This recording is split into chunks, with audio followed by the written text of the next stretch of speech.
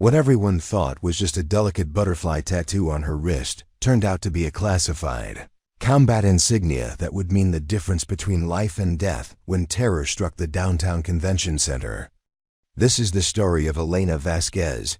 Preparing and narrating this type of story took us long efforts and hard work.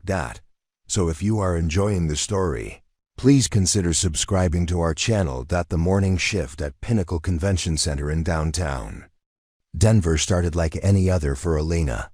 At 28, she moved through the massive facility with the quiet efficiency of someone who understood that the best event coordinators were the ones nobody noticed.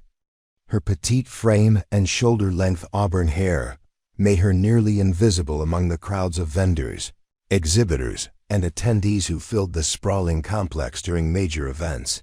Elena had been working event coordination for Pinnacle for just over a year, managing logistics for everything from trade shows to corporate conferences.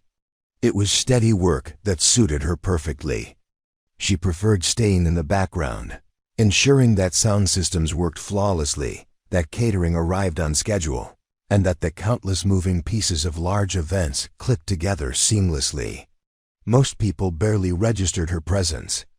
As she moved between the convention halls with her tablet and headset, solving problems before they became visible to attendees. This particular morning, the center was hosting TechForward 2024, a 3-day technology conference expecting over 15,000 participants. Elena had been on site since 5 a.m., coordinating with security, checking equipment setups, and ensuring that the dozens of vendor booths were properly configured. The work was demanding but routine, exactly the kind of predictable environment she'd grown to appreciate. The exhibitor setup area buzzed with activity as vendors assembled their displays and tested their demonstrations. Elena worked methodically through her checklist, verifying power connections and network access points.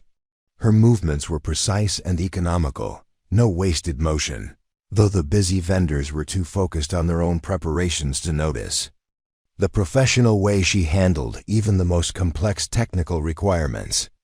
"Excuse me, miss," called out Derek Thompson, an enthusiastic sales representative from a Silicon Valley startup who seemed determined to network with everyone in sight.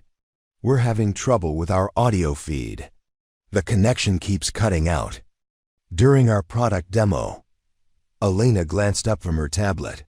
"Booth 17, right? The issue's probably interference from the wireless microphone system 2 booths over. I can adjust the frequency range to eliminate the conflict." "Oh wow, thanks," Derek replied, then did a double take as he noticed something on her left wrist. "Hey, that's a really pretty tattoo. I love the colors."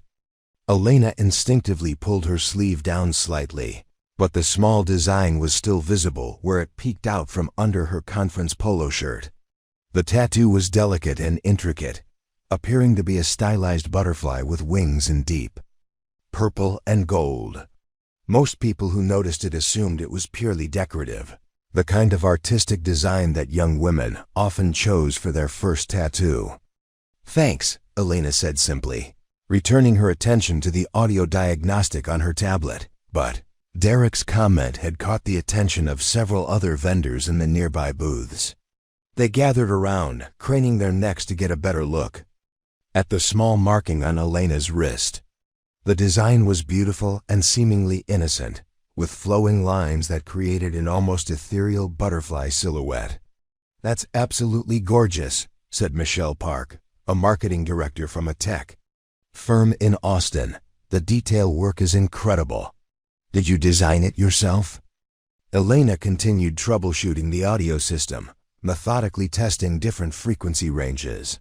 She'd learned long ago that the best way to handle curious questions about personal matters was to simply not engage extensively. Most people lost interest quickly when they didn't get the detailed response they were hoping for.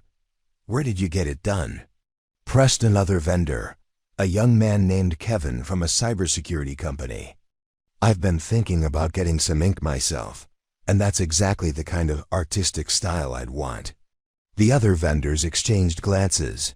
some starting to pick up on the fact that Elena clearly wasn't interested in discussing her tattoo in detail, but Derek seemed oblivious to the social cues. Or perhaps he simply didn't care about boundaries when he thought he was making friendly conversation. "It looks like one of those nature-inspired designs that are really popular now," offered Michelle. "Very delicate and feminine. I bet it has some kind of personal meaning, right? Like representing transformation or freedom." Elena finished her audio adjustments and moved to test the connection. The interference cleared up immediately, and the startup's product demonstration resumed flawlessly. She made notes on her tablet and prepared to move on to the next item on her extensive checklist. "Maybe it's inspired by travel," suggested Kevin. "Like representing the places you've been or want to go. I've seen butterfly designs that incorporate elements from different countries." The comments drew a few chuckles from the group, and Elena felt that familiar tightness in her chest that came when people made assumptions about things they couldn't possibly understand. She'd heard similar speculations before, people creating elaborate stories about her choices based on nothing more than surface appearances. Usually, she could ignore it completely. Usually, it didn't matter what strangers thought about her personal decisions. But as she prepared to head toward the main presentation hall, she noticed someone else approaching the vendor area. James Morrison, Pinnacle's head of security, walked with the measured pace of someone conducting a routine inspection. He was probably just doing his standard morning walkthrough, checking that all the security protocols were being followed and that the vendor setup was proceeding without incident. It was a routine part of major events that typically wouldn't concern Elena directly, except his eyes had locked onto her wrist, and his expression had changed completely. The casual chatter among the vendors continued, but Elena felt the weight of Morrison's stare.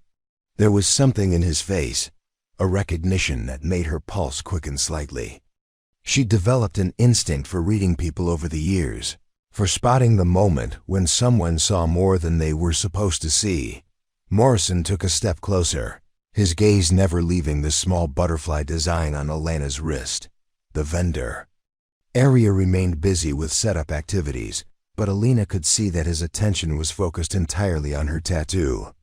After more than a year of comfortable anonymity at Pinnacle, Elena Vasquez was about to be truly seen for the first time. The security chief's approach carried a weight that made the casual atmosphere around the vendor booths suddenly feel more serious. Morrison had the bearing of someone who'd seen things that most people in corporate event management never encountered, and his focused attention on Elena's seemingly innocent tattoo suggested that he understood something the chattering vendors did not. Elena remained perfectly still, but something subtle in her posture had shifted. Not obviously, but enough that someone with the right experience might notice. Morrison had that experience, and he definitely noticed. Morrison stepped fully into the vendor area, his presence commanding immediate attention from the assembled exhibitors. 25 years of security work, including 15 in federal protective services, had given him the kind of bearing that made people instinctively straighten up and take notice. But his focus remained fixed entirely on Elena's wrist. "Who was just discussing that tattoo?" he asked, his voice carrying the weight of absolute authority. The vendors exchanged nervous glances. Derek, who'd been so confident and chatty moments before, now looked like he'd rather disappear into the convention center's polished concrete floor. The playful atmosphere that had surrounded the butterfly design discussion evaporated instantly. "Sir," Derek finally managed, his voice barely above a whisper, "we were just making conversation. Didn't mean anything by it. Just thought it was pretty artwork." Morrison moved closer, his steely gaze sweeping across the group before settling back on Elena. She met his eyes for the first time, and something passed between them in that fraction of a second. A recognition that went deeper than casual workplace courtesy. "That symbol," Morrison said, his tone cutting through the tension like a blade, "is not artwork. It's not from any tattoo parlor, and it's definitely not a decorative butterfly. Elena remained perfectly still, but something fundamental in her stance had shifted. Subtle, but unmistakable to anyone who knew what to look for. Morrison's words had triggered something in her, a switch being flipped after months of dormancy. "That's a Valkyrie Unit combat insignia," Morrison continued, his voice dropping to a level that made everyone lean forward slightly. "Special operations. Reconnaissance. Disbanded from official records in 2018. The temperature in the vendor area seemed to drop several degrees. Michelle, who'd called the tattoo gorgeous and feminine, now looked physically ill. Derek's face had gone pale as the implications began to sink in. "Sir," stammered Kevin from the cybersecurity booth, "that unit ... did it really exist? I thought special operations tattoos were prohibited." Morrison turned slowly, his gaze sweeping across the group with the patience of someone who'd had similar conversations before. "I worked liaison with Valkyrie operatives during my time with Federal Protective Detail. They operated in classified environments where traditional identification was impossible. Each member carried only a code designation and a single identifying mark." Elena's breathing remained steady, but her hands had unconsciously moved to a more defensive position. Not obviously, but enough that someone with Morrison's training would notice. He definitely noticed. V7, Morrison read, identifying elements in the design that the vendors had completely missed. That designation was retired when the unit was officially dissolved. Everyone who carried those markings. They were ghosts long before they ever left active service. The silence that followed was deafening. The vendors who'd been making casual observations about feminine butterfly designs now looked like they wanted to sink through the floor. They had no framework for processing what they just learned. Elena finally spoke, her voice quiet but clear. "Last deployment was Operation Sand Mirror. After that, standard discharge protocols don't apply to people who were never officially enlisted in the first place." The words hung in the air like a challenge, or maybe a warning. Derek, who'd started the entire conversation, now looked like he might be sick. "Ma'am," he whispered, "we didn't know. The comments about travel and transformation and personal meaning were assumptions based on appearances," Elena finished, tilting her head slightly. "Assumptions about things you couldn't possibly understand." Morrison crossed his arms, watching the interaction with the interest of someone who'd witnessed this kind of education before. "Here's what's going to happen," he announced to the vendors. "You're going to finish your setup, you're going to run your conference, and you're going to remember that not everything that looks harmless actually is." Elena adjusted her tablet and headset, preparing to continue her rounds. The vendor setup checklist was extensive, and she had dozens of other technical issues to resolve before the conference officially opened. But as she moved toward the exit, she could feel the weight of everyone's stares. The comfortable anonymity she'd maintained for over a year had just been shattered completely. "Vasquez," Morrison called out as she reached the edge of the vendor area. She turned back, meeting his eyes again. "Yes, sir?" "Security briefing in 30 minutes. Conference room C. We need to discuss updated threat assessment protocols for this event." "Understood, sir." As Elena left the vendor area, she could hear Morrison addressing the exhibitors behind her. His voice was firm but educational, the tone of someone who just witnessed a valuable teaching moment. "The stories you might have heard about shadow operations in hostile territories," he was saying. "Operatives who could infiltrate enemy installations and extract intelligence without leaving a trace. Those weren't stories. Those were after-action reports that got classified so deep they might as well have been fiction." Elena walked down the corridor toward the administrative offices, her footsteps silent on the polished floor. The kind of silent that came from years of knowing exactly how to move without making noise. Behind her, she could hear Morrison continuing his impromptu lesson about assumptions and the dangerous nature of incomplete information, that the convention center's main hallway was filling with early arriving attendees, technology professionals, and industry executives streaming through the entrance to register for the conference. Elena moved among them like a ghost, checking her tablet for the next series of setup requirements. Sound checks in presentation hall, a network connectivity verification for the keynote speaker's demonstration. Catering coordination for the afternoon break service. For the first time in over a year, Elena Vasquez was no longer invisible at Pinnacle Convention Center, and she wasn't entirely sure how she felt about that change. The 30-minute security briefing stretched into nearly an hour, but Elena could feel that the atmosphere had fundamentally shifted even before she walked into conference room. Word traveled fast in a workplace like Pinnacle, especially when it involved someone whose background was far more complex than their current job title suggested. Walking back toward the main convention floors, Elena noticed the subtle differences immediately. Conversations paused when she passed. Eyes followed her movements with a new kind of awareness. The casual dismissal she'd grown accustomed to had been replaced by something that felt uncomfortably like reverence. Morrison had briefed her on enhanced security protocols for TechForward 2024, sharing intelligence about potential threats that went far beyond the typical corporate event concerns. The conversation had been professional and straightforward, but it had also reminded Elena of capabilities she hadn't accessed in months.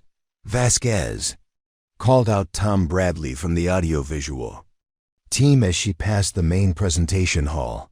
"Got a minute?" Elena paused, recognizing the tone. It was the same voice people used when they wanted to ask about something they weren't entirely sure they should know about. "What do you need, Tom?" "Just wondering," Bradley said, glancing around to make sure they weren't overheard by passing conference attendees. "That thing with the vendors this morning, is it true what Morrison said about special operations?" Elena considered her response carefully. The truth was significantly more complicated than a brief hallway conversation could cover, and most of it remained classified at levels that civilian contractors would never need to access. The insignia represents a unit that conducted important missions. The unit was dissolved. That's all I can discuss. Bradley nodded slowly, clearly wanting to ask follow-up questions, but recognizing the boundary in her tone. "Right, classified stuff. I get it." He paused, then continued with obvious sincerity. "Look, I don't know what you did before this job, but if you ever need anything, if anyone gives you trouble or doesn't show proper respect, I appreciate that, Tom, but I'm handling things fine." As she continued toward the keynote preparation area, Elena reflected on how dramatically the morning had shifted. A few hours ago, she'd been just another face in the crowd of event staff. Now people were offering protection she didn't need and asking questions she couldn't answer. The real challenge came during the afternoon equipment inspection.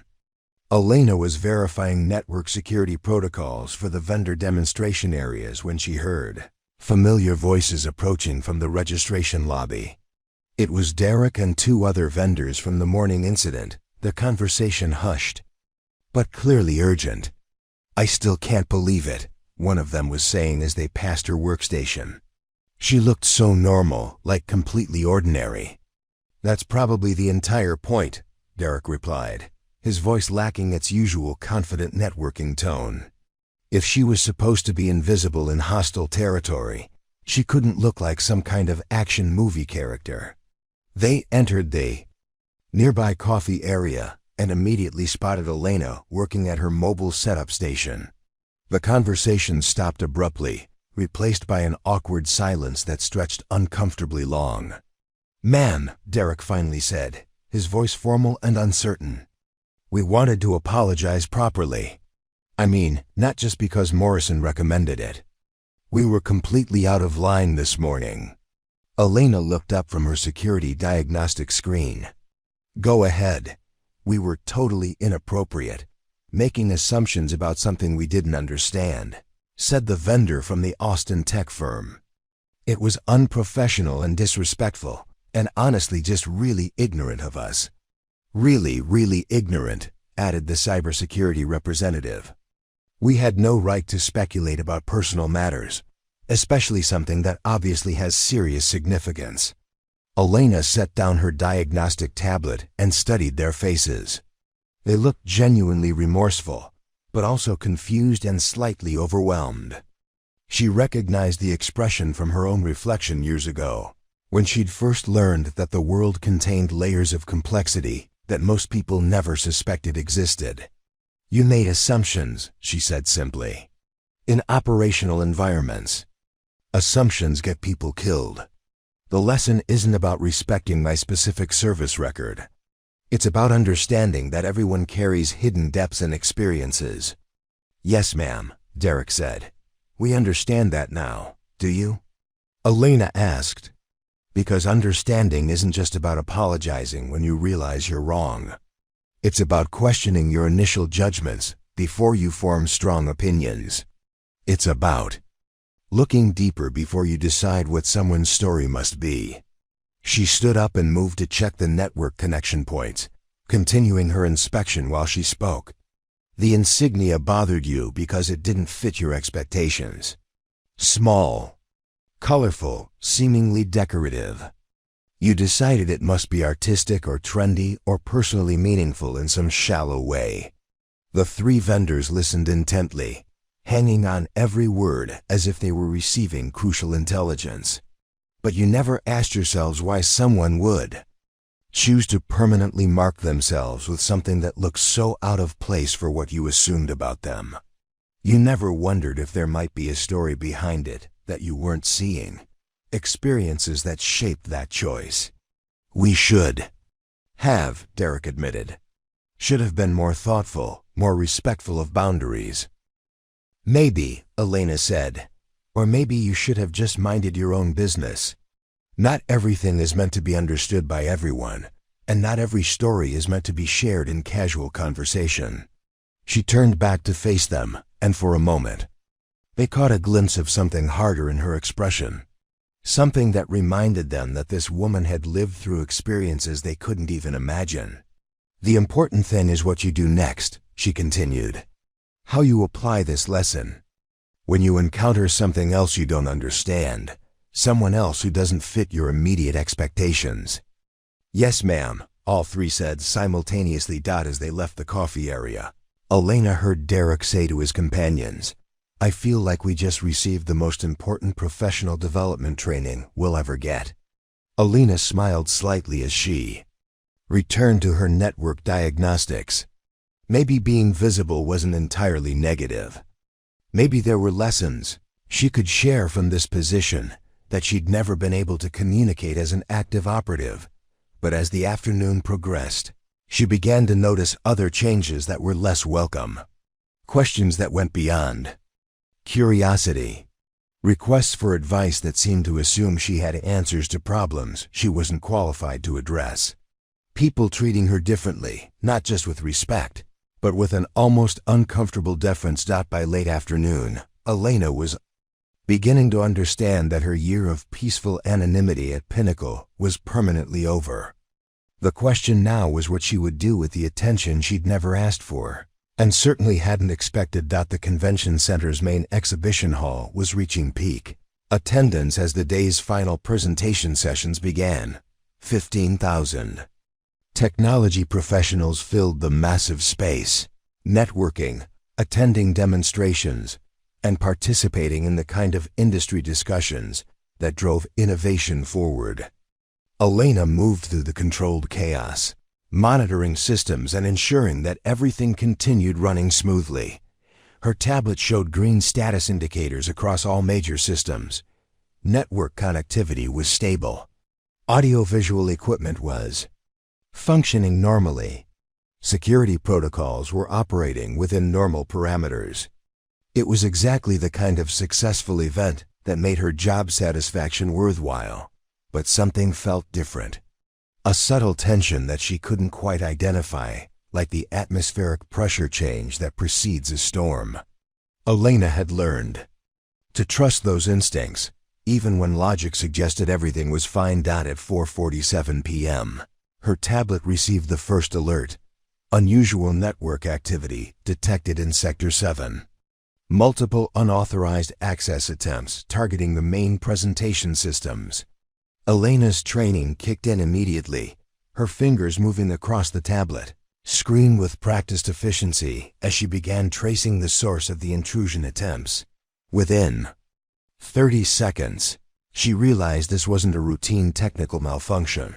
Someone was actively trying to breach the convention center's primary systems, and they knew exactly what they were targeting. Elena's fingers flew across her tablet as she traced the intrusion attempts. The patterns were sophisticated, methodical, and disturbingly familiar. This wasn't some amateur hacker trying to steal credit card information from registration databases. These were coordinated penetration attempts targeting specific infrastructure systems with military-grade precision. She immediately opened a secure communication channel to Morrison's security office. "Control, this is Vasquez.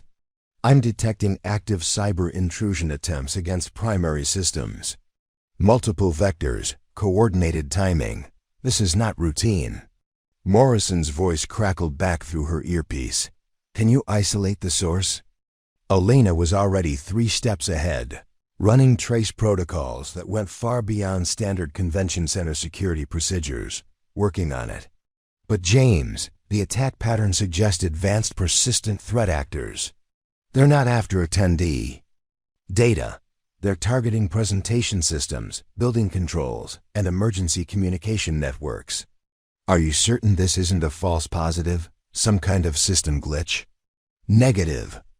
I'm watching real-time penetration attempts using sophisticated obfuscation techniques. Whoever's doing this has inside knowledge of our network architecture. Elena moved quickly toward the main server room, her tablet displaying increasingly alarming data. The attackers had already achieved preliminary access to several non-critical systems and were methodically working their way toward more sensitive infrastructure. She tried calling Morrison again, but his line was busy. The security chief was probably dealing with some routine issue, unaware that a much more serious threat was developing in real-time. Elena approached David Chun, the convention center's IT director, who was standing near the registration area, chatting with several TechForward organizers about the day's successful turnout. "David, I need to talk to you immediately. We have a serious security situation developing." Chun looked up from his conversation, clearly annoyed at the interruption. "Elena, whatever technical issue you're dealing with, can it wait? I'm in the middle of discussing tomorrow's keynote requirements. The convention center's network is under active attack. Sophisticated threat actors are attempting to breach critical infrastructure systems. We need to implement emergency protocols now." The TechForward organizers exchanged glances, clearly skeptical that an event coordinator would be qualified to assess cybersecurity threats. Chun's expression suggested he shared their doubts. "Elena, I appreciate your diligence, but network security is outside your area of expertise. If there were real threats, our automated systems would have generated alerts." Elena pulled up her tablet, showing him the intrusion data she'd compiled. "Your automated systems are detecting this as routine traffic because the attackers are using advanced evasion techniques. Look at these access patterns. They're systematically mapping our infrastructure." Chung glanced briefly at her screen, but his body language made it clear he wasn't taking her assessment seriously. "These look like normal background processes to me. Maybe some vendor equipment auto-updating or synchronizing with cloud services. David, I'm telling you, this is a coordinated attack. The timing, the target selection, the evasion methods, this is not routine activity." One of the TechForward organizers, a woman named Sarah Collins from a major technology company, stepped forward. "Excuse me, but are you qualified to make that kind of assessment? Cybersecurity threat analysis requires very specialized knowledge." Elena felt that familiar frustration building. The same feeling she'd experienced that morning when people made assumptions about her capabilities based on appearances. But this time, the stakes were significantly higher than hurt feelings or professional respect. "I'm qualified," she said quietly. "And I'm telling you, we have approximately 15 minutes before these attackers complete their reconnaissance. Phase and begin active exploitation." Chun shook his head. "Elena, I understand you want to be helpful, but this is really outside your wheelhouse. Why don't you focus on the equipment issues you're trained to handle?" Elena's tablet chimed with another alert. The attackers had successfully breached the building's environmental control systems and were now probing the emergency communication networks. Her blood ran cold as she realized the potential implications. "They're not just trying to disrupt the conference," she said, more to herself than to the group. "They're targeting life safety systems." "What are you talking about?" Sarah asked. Elena looked up from her tablet, her expression serious. "If someone gains control of environmental systems, emergency communications, and building security simultaneously, they can create a crisis situation and prevent effective response. It's a classic attack pattern for..." She stopped herself before completing the thought. "For what?" Chun demanded. Elena's mind was racing through threat scenarios she'd studied in classified briefings years ago. The attackers weren't trying to steal data or disrupt a business conference.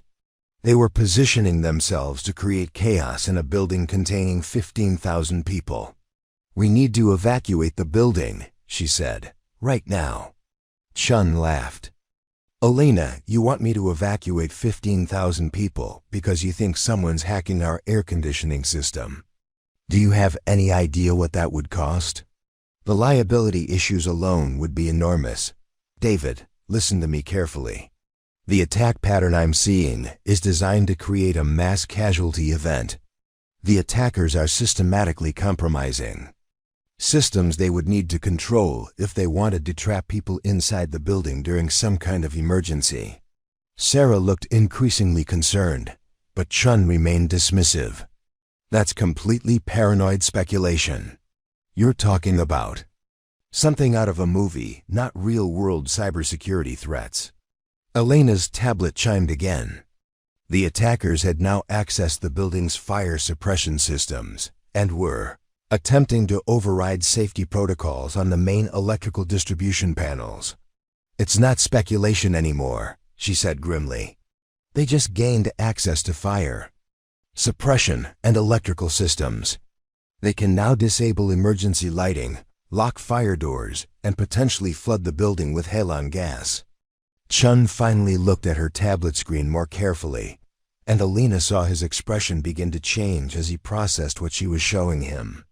"Even if this is what you think it is," he said slowly, "what exactly do you expect me to do about it? Our security protocols don't cover this kind of situation." Elena was already moving toward the main communications panel. "First, we need to isolate critical systems before they complete their access. Then we need to coordinate with law enforcement and emergency services. And we need to start a controlled evacuation immediately." "You can't just start evacuating people," Sarah protested. "There are protocols, procedures. You need authorization from building management, coordination with local authorities.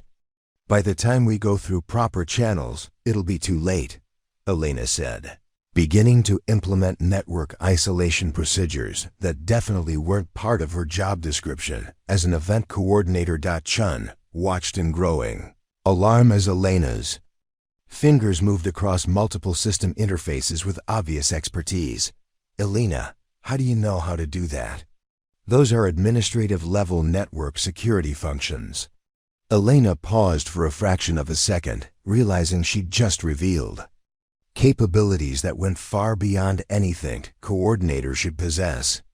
But with thousands of lives potentially at stake, maintaining her cover seemed less important than preventing a catastrophe. "I know because I've seen this before," she said simply. "And I know what happens next if we don't stop it." Her tablet erupted with alerts as the attackers made their final move. simultaneously targeting the building's main communication systems, emergency exits, and fire suppression controls. Elena's worst fears were being confirmed in real time. "David," she said, her voice taking on a tone of absolute authority that Chun had never heard from her before, "we are out of time. Whatever you think you know about my qualifications, ignore it. Lives are about to be in danger, and I'm the only person in this building who understands what we're facing." The transformation was subtle but unmistakable. The quiet event coordinator who'd been organizing vendor setups that morning was gone, replaced by someone who moved and spoke with the confidence of someone accustomed to making life-or-death decisions. Under pressure, Elena's tablet showed multiple system failures, cascading through the building's infrastructure as the attackers executed their plan. Emergency lighting began flickering in distant sections of the convention center. Fire doors started cycling between locked and unlocked positions. The building's public address system crackled with static as communication systems came under. Direct attack. In the main exhibition hall, 15,000 people continued their technology conference discussions, completely unaware that their safety was hanging in the balance. Elena's worst fears materialized as her tablet displayed a cascade of critical system failures. The attackers had just executed a coordinated strike against the convention center's core infrastructure, and the effects were beginning to ripple through the massive facility. "The emergency communication system just went down," she announced, watching red alerts flood her screen. "They've also compromised the main fire alarm network and are attempting to override the building's automated emergency response protocols." Chun stared at the data, his face growing pale as he began to understand the sophistication of what they were facing. "This isn't possible. Our systems have multiple redundancies, fail-safes, all of which they've been mapping for the past hour," Elena interrupted, her fingers working frantically to implement countermeasures. "They know exactly which systems to target to create maximum disruption while preventing effective response." In the distance, they could hear confused murmurs from conference attendees as the first visible signs of system failures began to manifest. LED displays throughout the facility flickered erratically. The background hum of ventilation systems shifted to an irregular pattern. Several vendor booths reported power fluctuations affecting their demonstrations. Sarah Collins pulled out her phone, attempting to call building security, but Elena could see from her expression that the call wasn't connecting properly. "Cellular jammers," Elena explained grimly. "They're blocking mobile communications while they complete their operation." "Standard protocol for this type of attack." "Standard protocol for what type of attack?" Chun demanded. "Elena, what exactly do you think is happening here?" Elena continued working on her tablet, attempting to isolate critical systems before the attackers could complete their penetration. "Best case scenario, this is preparation for a major theft or corporate espionage operation that requires clearing the building. Worst case, they're creating conditions for a much more serious incident." Her tablet chimed with an incoming message from Morrison's security office, but the text was garbled and incomplete due to the communication system failures. Elena could make out fragments. Suspicious activity, external threat, coordinate immediate, coordinate immediate, TASA. "I need to reach Morrison," she said, moving toward the security office communications panel. "Whatever's happening, he's trying to warn us about external threats." Chun followed her, finally beginning to take the situation seriously. "External threats? What kind of external threats?" Elena accessed the security communication system using credentials that definitely weren't part of her event. Coordinator authorization level. The kind that required disabling a building's safety systems as preparation for a coordinated attack. As she worked to restore partial communications, Elena's operational instincts were fully engaged for the first time in months. She found herself automatically assessing sight lines, exit routes, and defensive positions while monitoring the cyber attack's progression. "There," she said as Morrison's voice crackled through the restored communication link. "Elena, thank God, we have a situation developing. Federal agencies are tracking a potential domestic terrorism cell that may be targeting the TechForward conference. I've been trying to reach building management for the past 20 minutes, but all our communication systems are compromised." Chun's face went white. "Terrorism? You think this cyber attack is connected to actual terrorists?" Morrison's voice continued through the static-filled connection. "We need to begin immediate evacuation procedures, but we have to assume that's standard. Protocols have been compromised. Elena, are you able to assess the building's current status?" Elena looked at her tablet, which showed a constellation of red alerts across nearly every major system. "James, they've penetrated deep into our infrastructure. Emergency communications are down, fire suppression systems are compromised, and they have partial control over access points and environmental systems. Can you restore any of the safety systems?"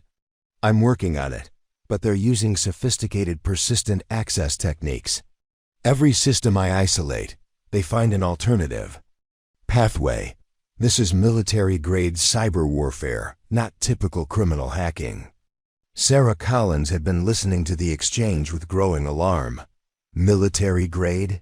How would you know what military-grade cyber warfare looks like?" Elena paused her work for a moment, realizing that her expertise was becoming impossible to hide. But with thousands of lives potentially at stake, maintaining her cover seemed increasingly irrelevant. "Because I've seen it before," she said simply. "And I know what it means when someone goes to this much trouble to disable a building's safety systems." Morrison's voice crackled through the speakers again. "Elena, federal assets are mobilizing, but they're at least 30 minutes out. We need to start moving people to safety now, but we have to assume the attackers anticipated standard evacuation procedures."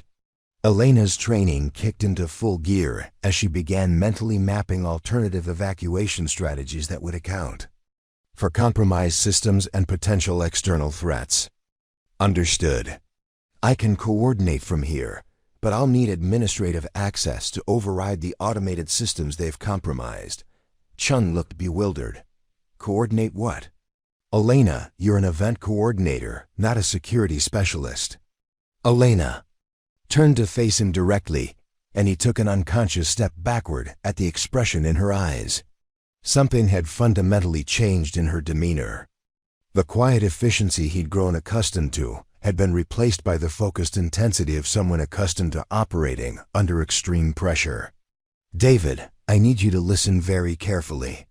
In approximately 10 minutes, 15,000 people are going to realize something is seriously wrong. When that happens, they're going to panic, and panic in a compromised building can be just as deadly as whatever external threat we're facing." She moved to the main building control station, her fingers flying across interfaces that Chun hadn't even known existed. "I need administrative access to the emergency systems, and I need it now. I can't just give you administrative access.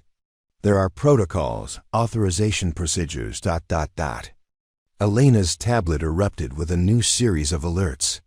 The attackers had just activated malicious code in the building's fire suppression system, triggering false alarms in sections of the exhibition hall while simultaneously disabling actual fire detection in other areas. Through the main windows, they could see the first signs of confusion in the exhibition hall as attendees tried to understand why some areas were experiencing fire alarms while others seemed unaffected. "The protocols are what's going to get people killed," Elena said, her voice taking on the authoritative tone Morrison had heard during their security briefing. "They're creating confusion to prevent orderly evacuation while maintaining enough system control to direct crowd movement toward specific areas." Morrison's voice broke through the static again. "Elena, we just received intelligence that there may be a vehicle-borne explosive device in the parking structure. The cyber attack could be preparation for a coordinated bombing." Elena's blood ran cold. A cyber attack designed to trap people in a building, combined with external explosives, was a terrorist methodology she'd studied extensively in classified briefings. The attackers weren't just trying to create chaos. They were positioning for mass casualties. "James, if there's a vehicle bomb, we need to evacuate people away from the parking structure and maintain them at a safe distance." But with compromised communications and confused crowd control, that becomes extremely difficult. Chun finally understood the gravity of what they were facing. "What do you need me to do?" Elena was already implementing emergency overrides that required knowledge of systems, far beyond anything covered in event coordinator training. "First, give me full administrative access to building controls. Second, help me coordinate with whatever security personnel are still mobile. Third, prepare to explain to 15,000 confused people why they need to follow evacuation instructions from someone they think is just event staff."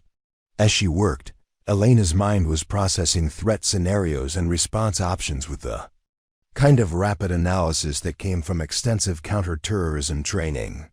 She was no longer the invisible event coordinator who'd been checking audio equipment that morning. She was a highly trained operative dealing with exactly the kind of scenario she'd spent years preparing for. The question was whether she could prevent a catastrophe while maintaining enough operational security to avoid compromising whatever remained of her civilian identity. Her tablet showed that the attackers had just initiated the final phase of their cyber operation, simultaneously targeting every remaining safety system, while positioning to execute whatever physical attack they had planned. Elena Vasquez was out of time, and 15,000 lives were hanging in the balance. Elena implemented emergency system overrides with a speed and precision that left Sheen speechless.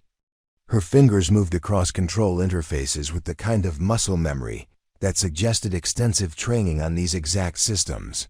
Within 90 seconds, she had restored partial communications to the security office and begun isolating critical infrastructure from the cyber attack.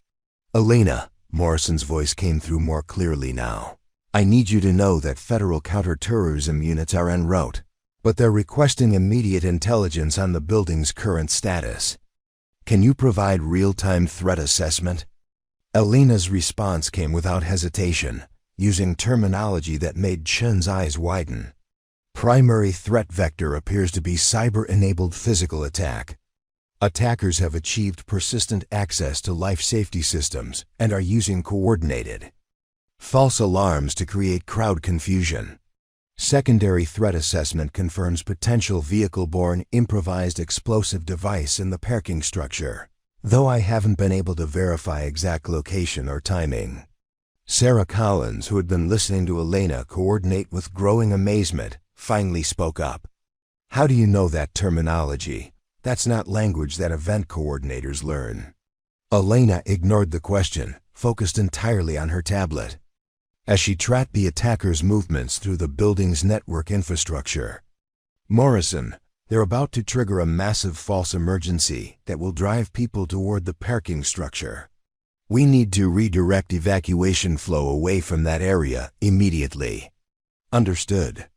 "Elena, I need to ask you something directly. The federal agents want to know what your actual background is. They're saying that your threat assessment capabilities suggest specialized training." Elena paused for a fraction of a second, realizing that her operational cover was about to be completely blown. But with thousands of lives at stake and a terrorist attack in progress, maintaining her civilian identity had become a secondary concern. Before she could respond, a new voice cut through the communication system.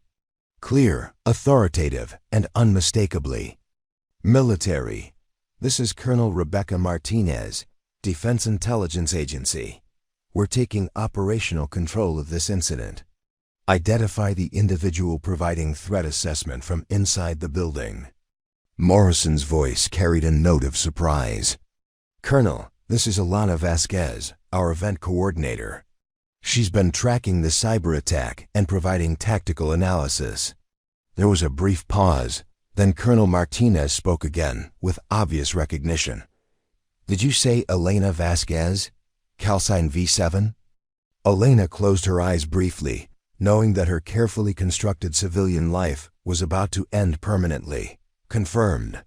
5-7, formerly Valkyrie Unit, reporting current threat status. The effect on Chun and Sarah was immediate and dramatic. Chun's mouth actually fell open as he processed what he'd just heard. Sarah took an involuntary step backward, staring at Elena with completely new eyes. V7, Colonel Martinez continued.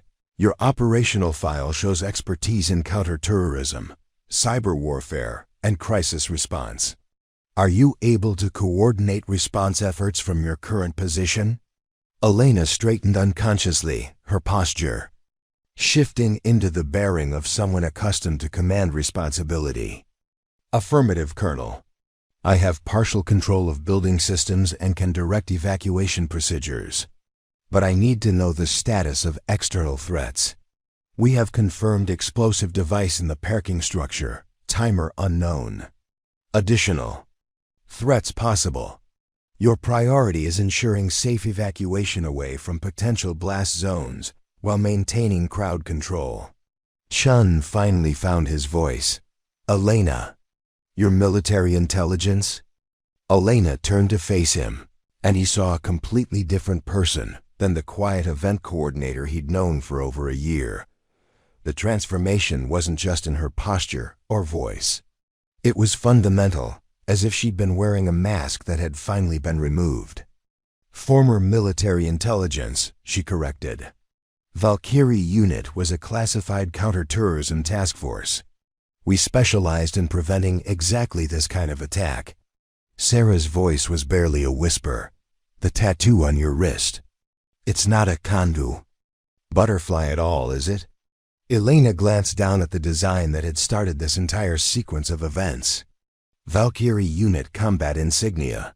The wings represent operational mobility. The markings indicate specialization and deployment history. Everything people assumed about it was completely wrong. Colonel Martinez's voice crackled through the speakers again. 5-7, we need immediate action. Our intelligence suggests the attackers are preparing to trigger their physical assault within the next 5 minutes. Can you coordinate emergency evacuation? Elena moved to the main public address system, her training taking over completely. Understood, Colonel. Beginning coordinated evacuation now. But when she activated the PA system, nothing happened. The attackers had severed the connection just moments before. They've cut the main communication system, Elena reported. I'll need to coordinate evacuation manually. Chun looked at her with growing respect and more than a little fear. How do you manually evacuate 15,000 people? Elena was already moving toward the main exhibition hall, her mind processing logistics with the kind of rapid analysis she'd learned in classified training programs. You use trained personnel to create controlled movement patterns while avoiding panic-inducing scenarios. As they reached the exhibition hall's entrance, Elena could see that confusion was beginning to spread through the massive crowd. Attendees were clustering around non-functioning information displays, checking their phones for signals that weren't getting through, and asking each other questions that no one could answer. Elena stepped into the hall and immediately began implementing crowd control techniques that definitely weren't part of standard event coordinator training. She identified key personnel among the conference organizers and technology professionals, quickly briefing them on simplified evacuation procedures while avoiding specific details about the terrorism threat. Listen carefully, she told a group of senior technology executives who'd gathered around her. We need to move everyone out of the building in an orderly fashion. Not an emergency evacuation, just a controlled relocation due to technical difficulties. One of the executives, a CEO from a major Silicon Valley company, looked skeptical. You're asking us to shut down a 15,000-person conference because of technical problems. Do you have any idea what that costs? Elena met his eyes with the kind of steady gaze that had once been used to convince foreign intelligence assets to cooperate with dangerous missions. "I'm asking you to help me save lives. The technical problems are more serious than they appear, and we need everyone out of the building within the next few minutes." The executive took an unconscious step backward at the intensity in her expression. There was something in Elena's bearing now that suggested arguing with her would be both futile and potentially dangerous. "What exactly do you need us to do?" he asked. Elena began coordinating the evacuation with the efficiency of someone who'd managed much more complex operations under far more dangerous circumstances. She positioned the executives at strategic locations throughout the hall, giving each of them specific talking points to encourage orderly movement without creating panic. Morrison's voice crackled through her earpiece. "Elena, federal bomb disposal units are moving into position, but they estimate at least 10 minutes before they can attempt disarmament. How's the evacuation proceeding?" Elena surveyed the exhibition hall as thousands of people began moving toward the exits under the guidance she'd organized. "Approximately 40% evacuation completion. Movement is orderly, but we're dealing with natural resistance to leaving without clear explanation. Can you accelerate the timeline?" Elena made a decision that she knew would permanently end any possibility of returning to anonymity. She moved to the central stage area where the day's final presentation was scheduled to begin and activated the backup PA system that she'd managed to restore during her cyber countermeasures. "Ladies and gentlemen," her voice echoed through the massive hall with unmistakable authority. "This is Elena Vasquez, Security Coordinator. We need everyone to exit the building immediately in an orderly fashion. This is not a drill, but there is no immediate danger if you follow evacuation procedures." Preparing and narrating this type of story took us long efforts and hard work. So if you are enjoying the story, please consider subscribing to our channel. The crowd began moving more quickly toward the exits, responding to the confidence in her voice even as many people looked around trying to locate the speaker they'd never heard of. Chun, who had followed her to the stage area, watched in amazement as Elena coordinated the movement of thousands of people with the kind of professional competence he'd never suspected she possessed. "Elena," he said quietly, "I owe you an apology. Actually, I owe you a lot more than an apology." Elena continued monitoring the evacuation progress on her tablet while coordinating with Morrison through her earpiece. "Right now, David, I just need you to help guide people toward the exits that lead away from the parking structure." As the last groups of conference attendees moved toward the exits, Elena received an update from Colonel Martinez that made her blood run cold. 5 to 7, bomb disposal units have located the device. It's significantly larger than initial estimates suggested, and it's on a timer. Estimated blast radius would affect anyone within 300 meters of the parking structure. Elena looked out through the main windows at the evacuation areas where thousands of people were gathering, many of them still well within the potential blast zone. "Colonel, the standard evacuation zones aren't far enough. We need to move everyone at least 500 meters from the building." "Understood. You have approximately 3 minutes before estimated detonation." Elena realized that saving 15,000 lives was going to require her to abandon the last remnants of her civilian cover and fully embrace the operational identity she'd spent months trying to leave behind. The quiet event coordinator was gone forever. In her place stood a counterterrorism operative who specialized. Training was the only thing standing between thousands of innocent people and a catastrophic attack.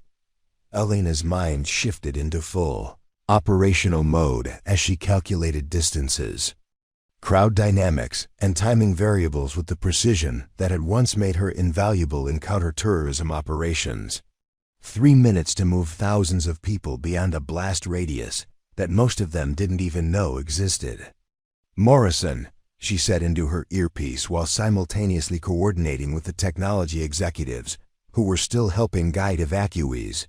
I need every available security officer to establish a perimeter at 500 meters from the building. Use vehicles, barriers, whatever you can find to create a hard stop for the crowd. Elena, we don't have enough personnel to physically control that many people over that much space. Elena was already moving toward the main exit, her tactical training fully engaged. You don't control them physically. You give them a reason to keep moving that makes sense to them. She reached the primary evacuation area where thousands of conference attendees had gathered in what they thought was a safe zone. Many were checking their phones, trying to understand what was happening, while others were already discussing when they might be allowed back inside to retrieve personal belongings.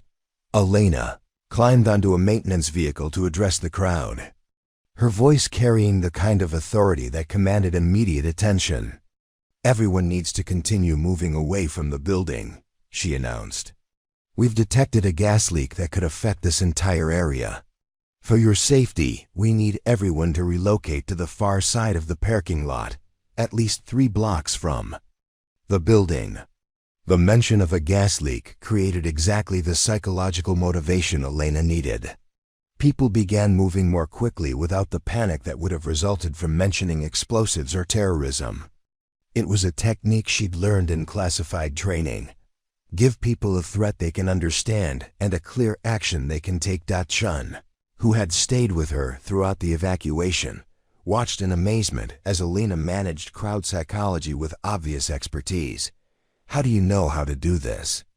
Crowd control in hostile environments was part of Valkyrie training, Elena replied, never taking her eyes off the moving crowd. When you're evacuating civilians from war zones, you learn that panic kills more people than the actual threats. "Colonel," Martinez's voice crackled through her earpiece with an update that made Elena's stomach clench. 5 to 7. Bomb disposal has determined they cannot disarm the device in time. Estimated 90 seconds to detonation. Is evacuation complete? Elena scanned the crowd, performing rapid headcount estimates based on density patterns she'd learned to assess during mass civilian extractions. Approximately 85% clear of immediate blast zone. Still have stragglers and some people refusing to move. Understood. Federal assets are taking overwatch positions. You need to clear the remaining civilians and get yourself to safety. Elena identified the remaining problem areas. Small groups of people who were either confused about where to go, refusing to leave without their belongings, or simply moving too slowly to clear the danger zone in time. "David," she said to Chun, "I need you to go with Morrison's security team. Get as far from the building as possible." "What about you?" Elena was already moving back toward the stragglers who were still within the potential blast radius. "I'm not leaving until everyone's clear." She reached the first group, a cluster of elderly conference attendees who were struggling with mobility issues. Without hesitation, Elena began coordinating impromptu assistance, directing younger attendees to help support those who couldn't move quickly on their own. "Sir, ma'am, we need to move faster," she said to an elderly gentleman who was having difficulty walking. "Let me help you." As she assisted the slower-moving evacuees, Elena's earpiece crackled with increasingly urgent updates from federal agents. 5 to 7, 60 seconds to estimated detonation. You need to clear the area immediately. Elena looked back at the building, then at the remaining civilians who were still too close to safety. The mathematics were brutal but clear. She could get herself to safety, or she could ensure the last stragglers made it out of the blast zone. But not both.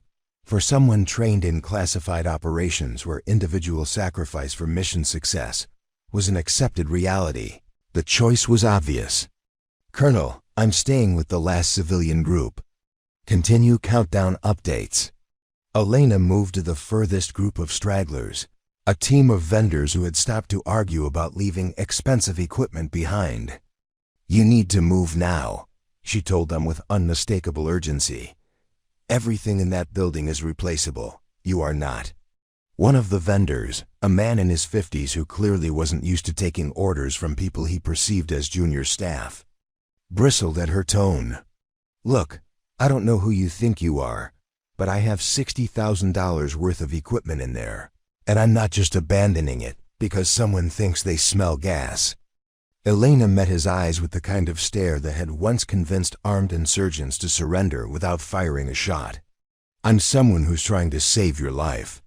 You have 30 seconds to decide whether that equipment is worth dying for." The transformation in her bearing was so complete that the vendor took an involuntary step backward. There was nothing left of the quiet event coordinator in Elena's expression. She radiated the kind of focused intensity that suggested arguing with her would be both futile and potentially dangerous. "Move," she said simply. The vendor and his team began running toward the evacuation zone. Elena's earpiece crackled again. V7 30 seconds. Federal assets are reporting you're still within the danger zone. Elena performed one final scan of the area on the building, confirming that no civilians remained within the blast radius. Thousands of people were now positioned at safe distances, most of them still unaware of how close they'd come to catastrophe. "All civilians clear," she reported. "Beginning my own extraction now." Elena began running toward the evacuation zone. But even as she moved, she knew the mathematics weren't in her favor. The parking structure was too close, the timer too short, and the blast radius too large. V7 15 seconds. "Can you reach minimum safe distance?" Elena continued running, but her tactical training told her what her emotions didn't want to accept. She was going to be caught in the blast zone when the device detonated. "Negative," she reported calmly. "Will not reach minimum safe distance. Recommend all personnel take cover." As she ran, Elena's mind was already shifting into survival mode, automatically identifying potential cover positions and assessing options for minimizing blast effects. A drainage culvert along the roadway offered some protection. A concrete barrier might provide partial shielding, but before she could reach any meaningful cover, Elena heard something that made her stop running entirely. Sirens, not emergency vehicle sirens, but the distinctive wail of bomb disposal unit success signals. V7 V7. Colonel Martinez's voice exploded through her earpiece. "Device has been successfully disarmed." "Repeat, explosive threat has been neutralized." Elena stopped running and looked back toward the convention center, where she could see federal agents in bomb disposal suits, giving thumbs-up signals from the parking structure. Morrison's voice came through her communication link, clearly relieved. "Elena, the bomb squad managed to cut the timer with seconds to spare. The threat is over." Elena stood in the middle of the evacuation zone, surrounded by thousands of people she just helped save, as the adrenaline from the past hour began to subside. The quiet event coordinator who'd been checking audio equipment that morning was gone forever, replaced by someone who could no longer hide behind the comfortable anonymity of civilian life. Chun appeared beside her, slightly out of breath from running to the evacuation zone. "Elena, what you just did." Coordinating all of this, managing the crowd, staying behind to help people ... double quotes. He shook his head in amazement. "I've never seen anything like it." Elena looked around at the thousands of conference attendees who were beginning to process what had just happened. Many were staring at her with expressions of confusion, respect, and more than a little awe. The woman they'd thought was just part of the event staff had somehow taken charge during a crisis that none of them had fully understood. Sarah Collins approached from the crowd, her expression completely different than it had been that morning when she'd complimented Elena's cute butterfly tattoo. "Elena," she said quietly, "I owe you more than an apology. We all do. You just saved thousands of lives, and we spent the morning making jokes about your service record." Elena touched the Valkyrie insignia on her wrist, the combat badge that had triggered this entire sequence of events. The insignia isn't meant to be understood by civilians, she said. It's meant to identify capabilities when they're needed.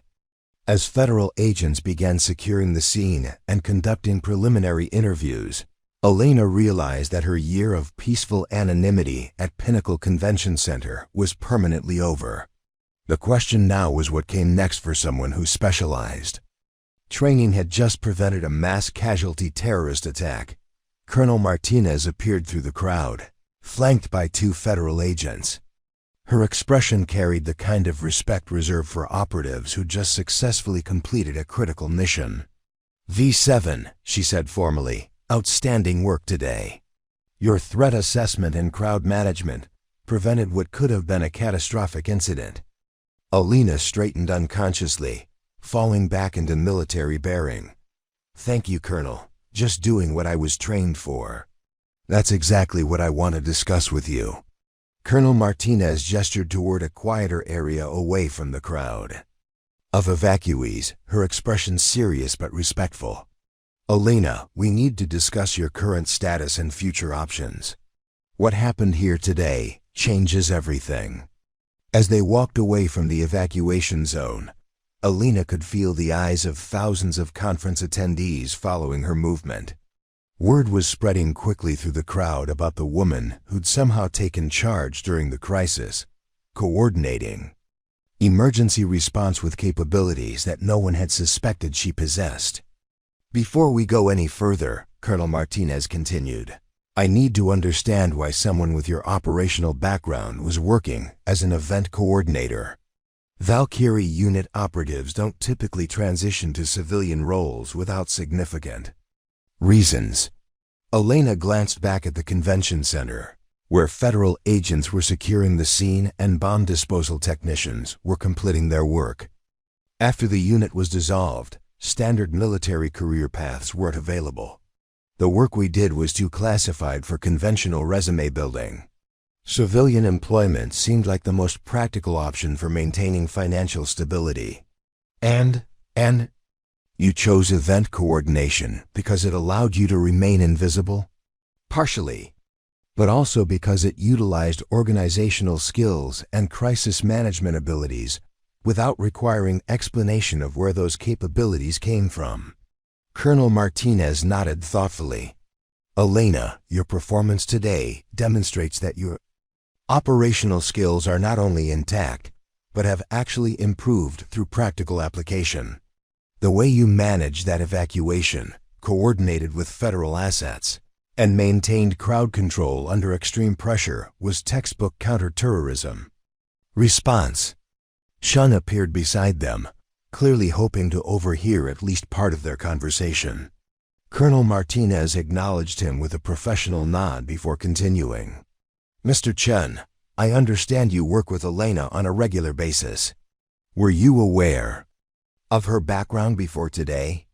Chun shook his head, still looking somewhat stunned by the day's revelations. I thought she was just really good at her job.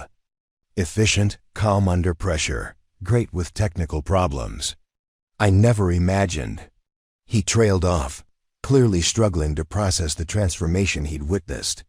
What you saw today, Colonel Martinez explained, was Elena operating at approximately 20% of her actual capabilities.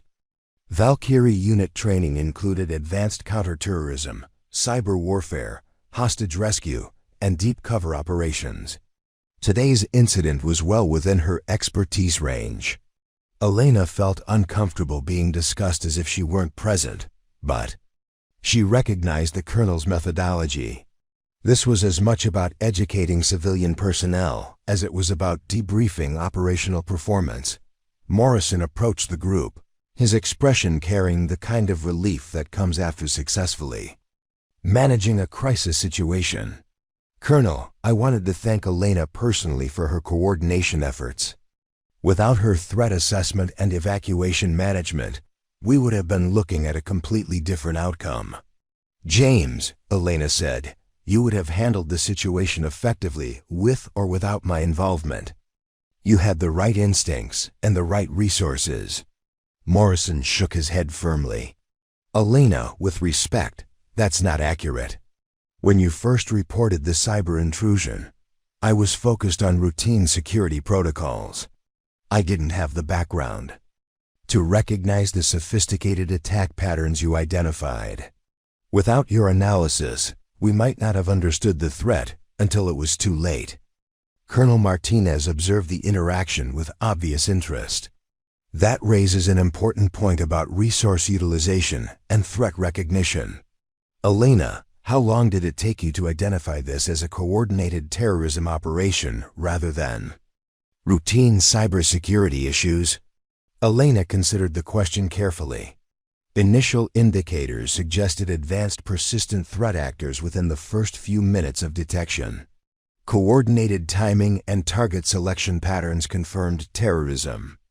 Methodology within approximately 10 minutes. The specific attack profile matched classified intelligence reports I'd reviewed during Valkyrie operations. And if you hadn't been present, standard cybersecurity protocols would have eventually identified the intrusion, but probably not quickly enough to prevent the physical attack component. The timing was too tight for conventional response procedures. Sarah Collins approached the group, her earlier confidence replaced by obvious humility. "Excuse me, Colonel, but I wanted to apologize to Elena for my behavior this morning. We made assumptions about her qualifications that were completely wrong, and those assumptions could have had serious consequences." Elena turned to face Sarah directly. The assumptions weren't malicious, just uninformed. Most people don't have frameworks for recognizing classified military experience because it's designed to be invisible. But we should have listened when you tried to warn us about the cyber attack. We dismissed your assessment because we thought event coordinators couldn't possibly understand sophisticated security threats. Colonel Martinez interjected with obvious educational intent. That's exactly the kind of thinking that makes operatives like Elena valuable in civilian roles. People make assumptions based on job titles and appearances, which creates opportunities for both positive and negative exploitation. Chun looked troubled by the implications. "Are you saying that Elena was deliberately placed in our organization? Like some kind of undercover assignment?" "No," Elena answered immediately. "My employment at Pinnacle was genuine. I needed civilian work, and event coordination was a good fit for my skill set. There was no ulterior motive or hidden agenda." Colonel Martinez nodded confirmation. Elena's transition to civilian employment was part of standard post-operational protocols. Many former Valkyrie operatives have taken similar positions in various industries. The goal is successful reintegration, not continued covert operations. Morrison looked curious about the broader implications. "Colonel, how many other former Special Operations personnel are working in civilian roles without their employers knowing their backgrounds?" "More than you might expect, fewer than some people fear. The reality is that most highly trained military personnel successfully transition to civilian careers without incident." Today's situation was exceptional because it required Elena to access capabilities that normally remain dormant in civilian environments. Elena felt the weight of everyone's attention and realized that her comfortable period of anonymity was ending permanently. But as she looked around at the thousands of people who were safe because of her intervention, she found herself less concerned about privacy than she'd expected. "Colonel," she said, "what exactly are you suggesting regarding future options?" "Colonel." Martinez smiled slightly. "Several federal agencies have expressed interest in consulting arrangements with former Valkyrie operatives. The skills you demonstrated today are in high demand for counterterrorism preparedness, threat assessment, and crisis response training. Consulting work would mean acknowledging my background publicly? To some degree, yes. Your performance today is going to generate reports, commendations, and probably media attention. Maintaining complete anonymity is no longer realistic." Elena considered the implications while watching federal agents complete their investigation of the bomb site. "What kind of consulting work?" training programs for civilian organizations, threat assessment for large-scale events, cybersecurity consultation for critical infrastructure. Organizations like Pinnacle could benefit enormously from someone with your expertise on staff permanently. Chun's expression brightened considerably. Elena, if you were willing to stay with Pinnacle in an expanded security role, we could definitely create a position that utilizes your actual capabilities. Elena looked around at the faces surrounding her. Morrison, whose respect for her abilities was obvious. Chun, who was clearly eager to retain someone with her skills. Sarah, who had learned valuable lessons about assumptions and judgment. And Colonel Martinez, who represented a pathway back to the kind of meaningful work Elena had thought she'd left behind permanently. I need time to consider the options, Elena said finally. This has been a significant day for everyone involved. Colonel, Martinez handed Elena a business card. Take all the time you need. But Elena, what you accomplished today reminded everyone involved that sometimes the most valuable people are the ones whose true capabilities aren't immediately obvious. As the federal agents began wrapping up their investigation and the evacuated conference attendees prepared to retrieve their belongings, Elena realized that her quiet year of event coordination was ending exactly as it had begun, with people making assumptions about her based on appearances. The difference was that now, those assumptions were informed by knowledge of what she could actually accomplish when circumstances demanded it. Morrison approached her one final time as the crowd began to disperse. Elena, I want you to know that whether you stay with Pinnacle or move on to other opportunities, what you did today will be remembered by everyone who was here. You saved thousands of lives, and you did it with exactly the kind of professional competence we should expect from someone with your background. Elena touched the Valkyrie insignia on her wrist, the combat badge that had started this entire sequence of events. The insignia represents service, James. Today was just another form of service. As she walked back toward the convention center, to begin coordinating the complex logistics of resuming normal operations, Elena Vasquez realized that she was no longer the invisible event coordinator who'd been checking audio equipment that morning. She was something new. A bridge between the classified world of special operations and the civilian environment, where those skills could be applied to protect innocent people. The question now was how she would use that unique position to continue serving others in ways that mattered. 3 weeks after the TechForward incident, Elena arrived at Pinnacle Convention Center to find her office had been relocated to the executive floor. The move had happened over the weekend, apparently at the direction of senior management, though no one had bothered to inform her in advance. Her new workspace was 3 times larger than her previous setup, equipped with advanced cybersecurity, monitoring stations and direct communication, links to federal law enforcement agencies. The nameplate on her door read, Elena Vasquez, Director of Security Operations, a title she'd never applied for and certainly hadn't requested.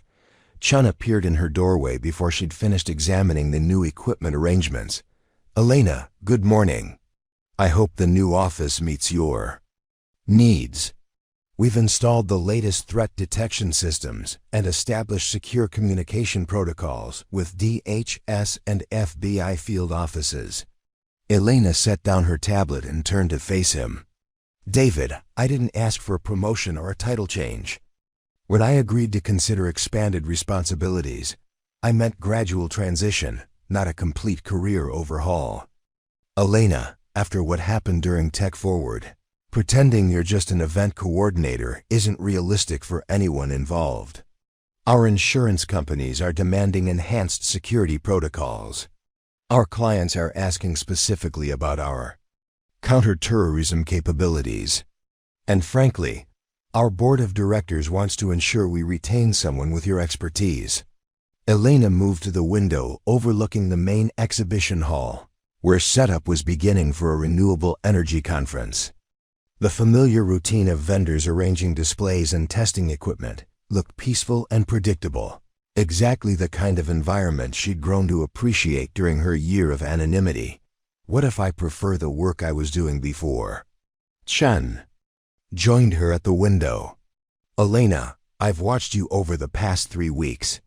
You've been consulting with federal agencies, training our security staff, and developing threat assessment protocols that go far beyond anything we've ever implemented.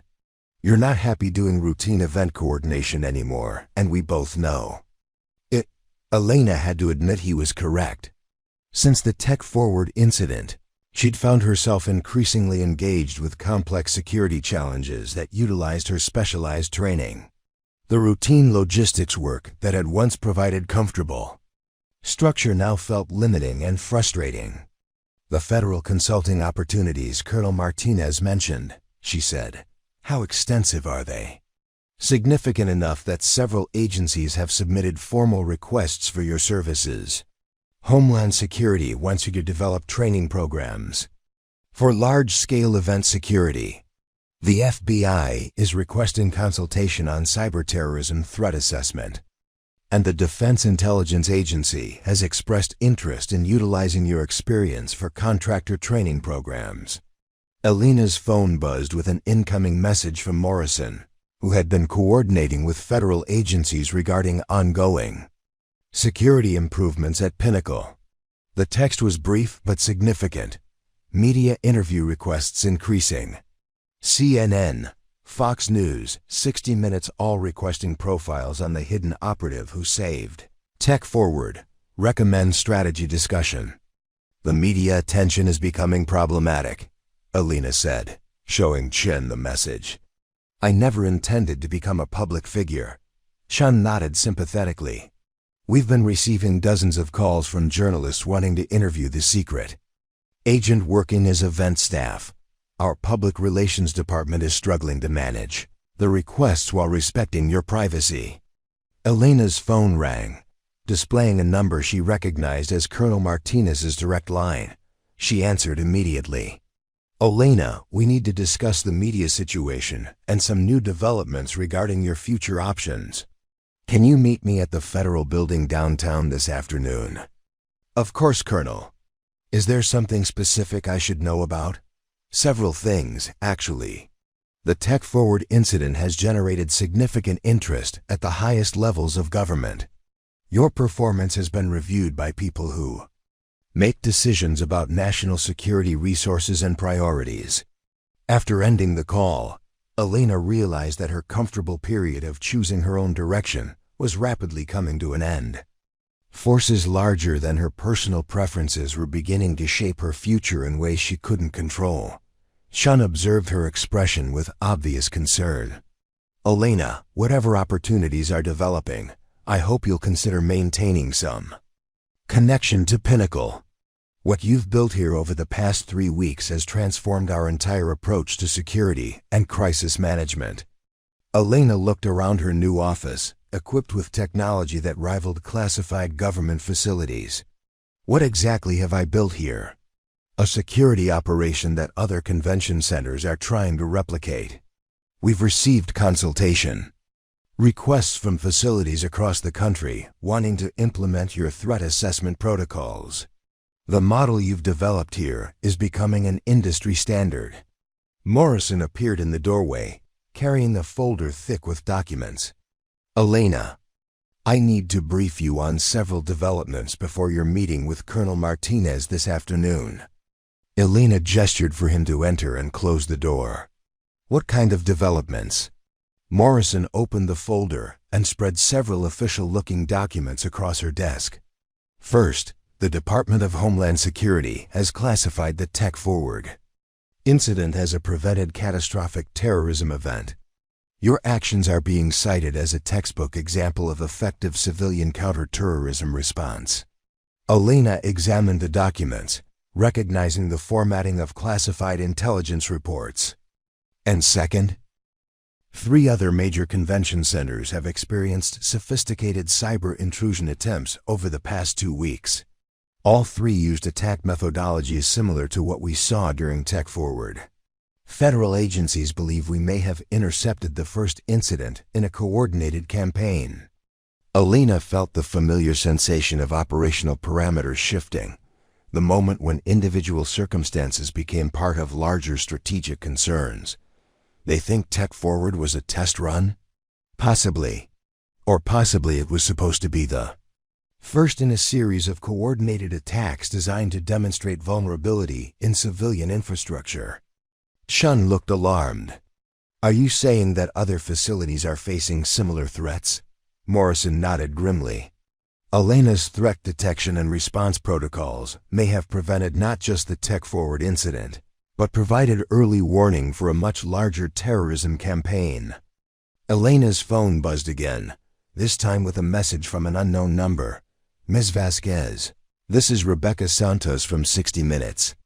We would like to discuss featuring your story in an upcoming segment about unsung heroes in counterterrorism. Please, call at your earliest convenience. The media attention is accelerating, Elena said, showing the message to Morrison and Chun. How long before this becomes unmanageable? Morrison looked troubled.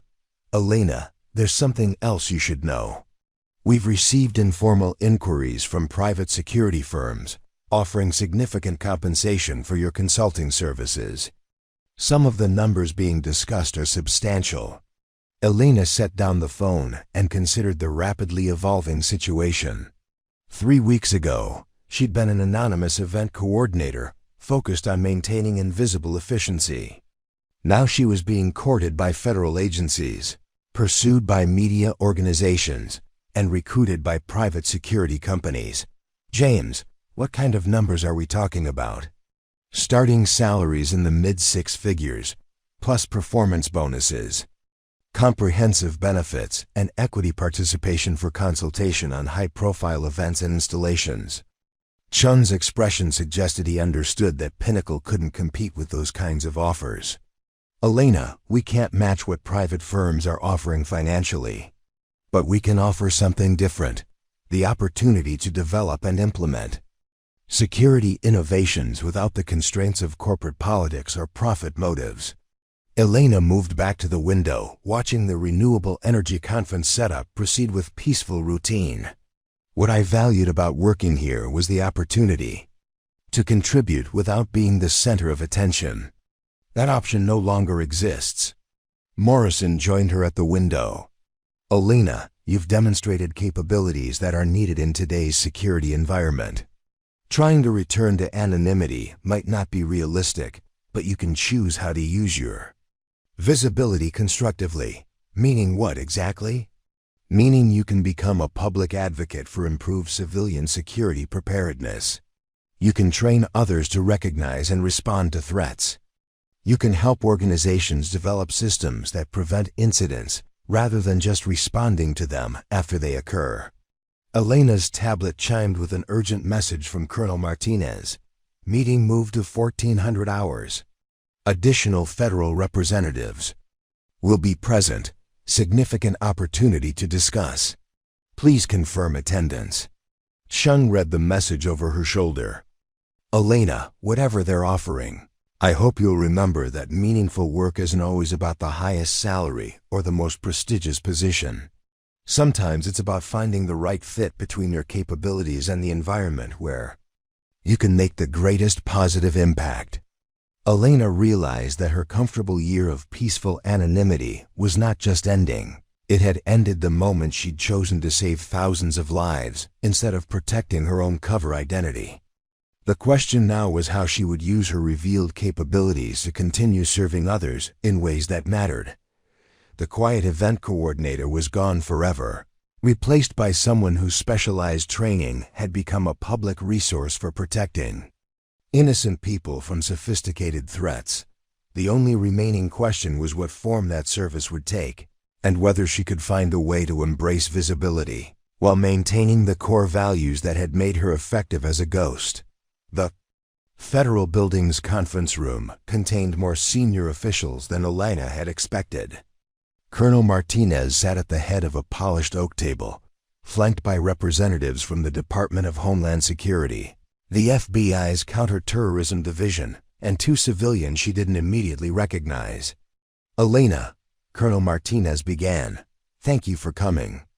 I'd like you to meet Deputy Director Sarah Chun from DHS, Special Agent Robert Torres from FBI Counterterrorism, and Dr. Patricia Williams from the National Security Institute.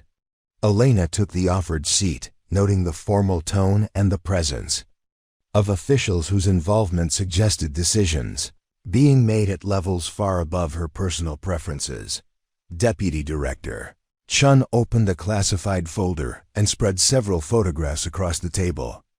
Elena recognized immediately what she was looking at: surveillance images from multiple convention centers, airports, and large public venues across the country. Ms. Vasquez, over the past month, we've identified coordinated reconnaissance activities at 47 major civilian facilities nationwide. The methodology matches exactly what you encountered during the TechForward incident. Elena studied the photographs, her operational training automatically analyzing patterns and tactical indicators. Same attack profile? Cyber intrusion followed by physical assault preparation? Special Agent Torres nodded grimly. Identical in every significant detail.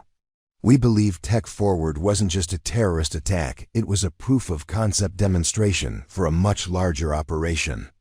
Elena felt the familiar weight of strategic implications settling around her. How large an operation are we discussing? Dr. Williams leaned forward, her expression serious. Intelligence suggests a coordinated campaign designed to demonstrate vulnerability in civilian infrastructure nationwide. Multiple simultaneous attacks during high-profile events, potentially affecting hundreds of thousands of people. Colonel Martinez continued the briefing. Elena, your threat detection and response protocols prevented the first incident and provided us with critical intelligence about their methodology. We now have frameworks for identifying similar threats before they become operational. Elena processed the information, understanding that her personal decision about career direction had become secondary to national security considerations. What exactly are you asking me to do? Deputy Director Chun answered directly. We want you to lead a new interagency task force focused on civilian venue security. The program would involve training security personnel at major facilities, developing rapid threat assessment protocols, and creating response frameworks for the kinds of attacks you prevented. Elena studied the faces around the table, recognizing the expressions of officials who were offering opportunities that came with significant responsibilities and limited options for refusal. This would be a federal position? A unique hybrid arrangement, Special Agent Torres explained. You would maintain civilian status while working directly with federal agencies. The position would allow you to implement security improvements at private facilities while coordinating with government intelligence resources. Dr. Williams added, Elena, your background gives you credibility with both civilian organizations and federal agencies. That's extremely rare and extremely valuable for this kind of work.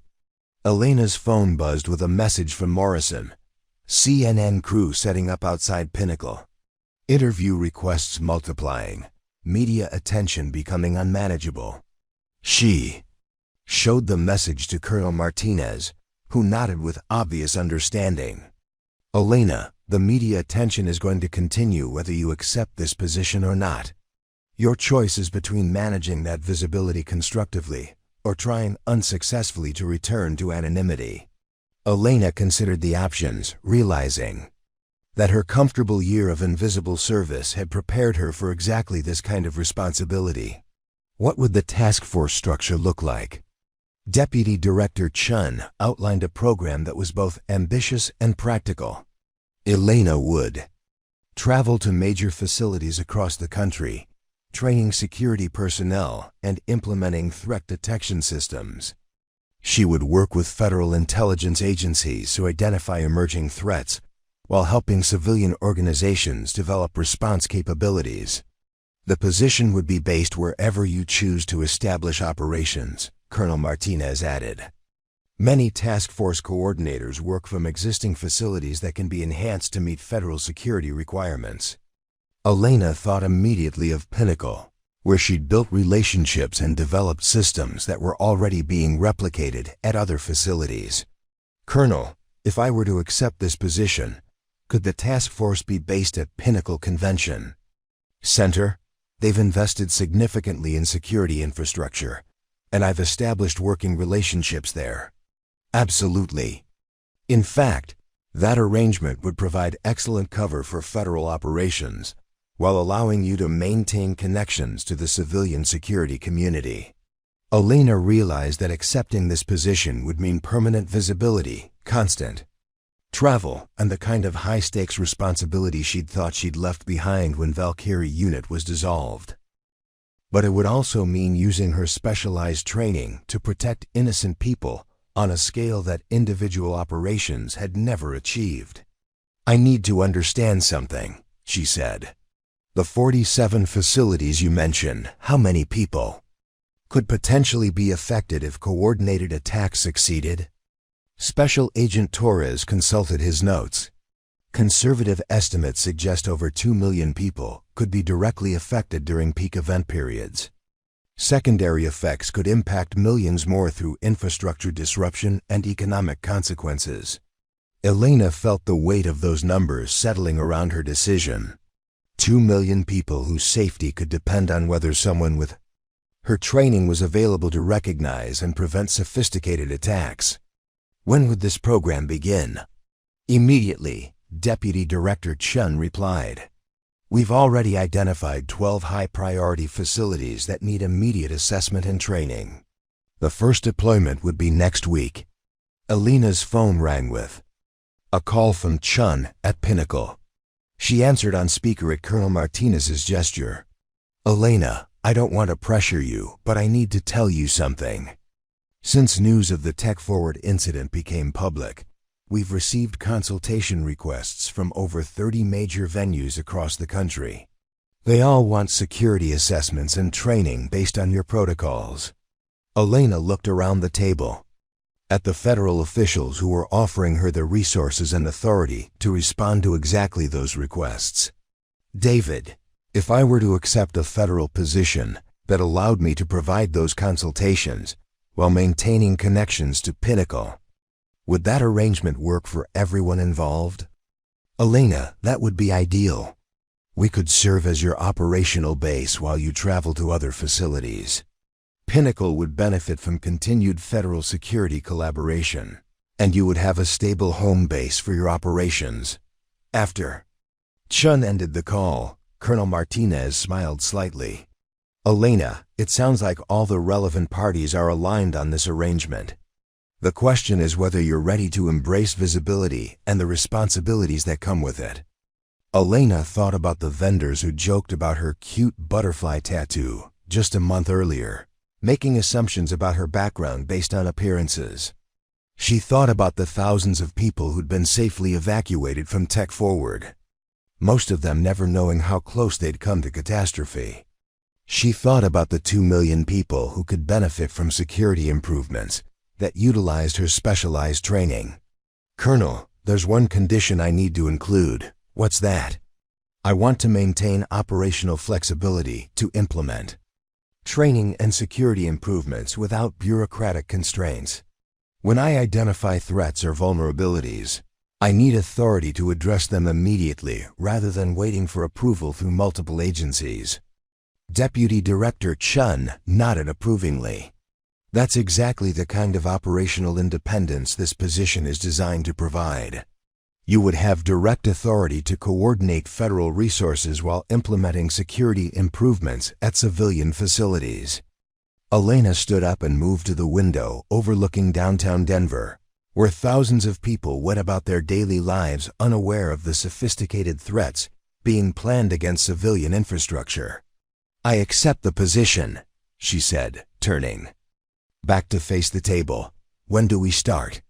6 months later, Elena stood in the main exhibition hall at Pinnacle Convention Center, watching the setup for the International Technology Summit. The venue now served as headquarters for the Civilian Venue Security Task Force. With Elena traveling weekly to major facilities across the country, her Valkyrie insignia was no longer hidden beneath her sleeve. Instead, it was visible on the collar of her Federal Task Force uniform, a symbol that had evolved from a secret combat badge to a mark of expertise that facility managers specifically requested. Morrison approached with a tablet displaying the day's security status. "Elena, all systems are green. Threat detection protocols are operating normally, and our coordination with federal agencies is seamless." Elena smiled as she reviewed the status reports. "James, remember when people used to joke about my cute butterfly tattoo?" Morrison laughed. "Now security directors across the country specifically request training from the Valkyrie operative who saved TechForward. Times change." Elena looked around the bustling exhibition hall, where 10,000 technology professionals were safely attending a conference protected by security systems that had been replicated at dozens of major venues. Her transition from invisible event coordinator to visible security expert had been complete, but the core mission remained the same: protecting innocent people from threats they never suspected existed. The small purple and gold design on her wrist no longer represented hidden service. It represented expertise that saved lives by being visible, acknowledged, and properly utilized. Some tattoos were meant to be secrets. Others were meant to be teaching tools that reminded everyone that the most valuable people were often the ones whose true capabilities weren't immediately obvious. Elena Vasquez had learned that being useful was more important than being invisible, and that the greatest service came from using her specialized training to protect others, regardless of who was watching. 2 years later, Elena received a package at her Pinnacle office with no return address. Inside was a simple card with a photograph: a young woman in military dress uniform, standing proudly beside her family. The message read, "Lieutenant Sarah Martinez, graduating top of her class from the Defense Intelligence Academy. Thank you for showing me that heroes don't always look like what we expect." Elena recognized the name immediately. Sarah Martinez was the daughter of Sergeant Carlos Martinez, one of the TechForward evacuees whose life had been saved that day. The young woman had been inspired by Elena's story to pursue a career in military intelligence, specifically requesting assignment to counterterrorism operations.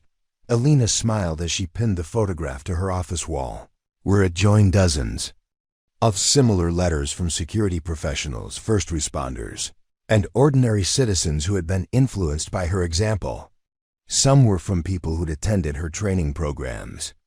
Others were from individuals who'd simply learned that expertise often came in unexpected packages. Her phone buzzed with a text from Chun.